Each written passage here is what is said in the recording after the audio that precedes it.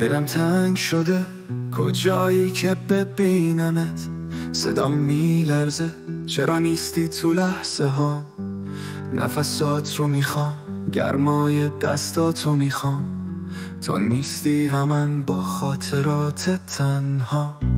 شده شبام سرد مثل یخ بندون، تو نباشی انگار موندم تو زندون.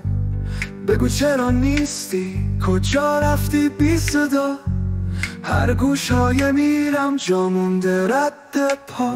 نفس بکش بیا کنارم بشین یه لحظه، دلم رگ زده برای اون خنده عمیقت. چشمای تو خورشید و خاموش میکنه، ولی حالا چرا فقط بارون میزنه. کجایی بیا، این دل داره میزنه، نبضش فقط با تو آروم میگیره.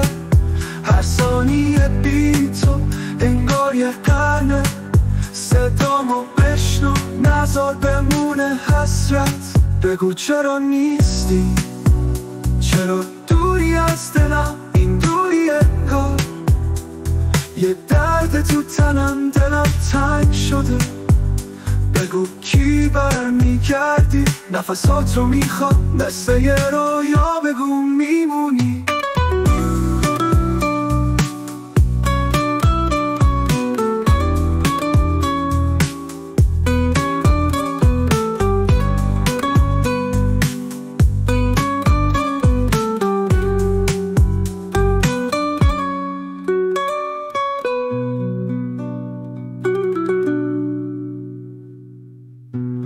بگو چرا نیستی، چرا دوری از دلم، این دوری انگار یه درد تو تنم، دلم تنگ شده.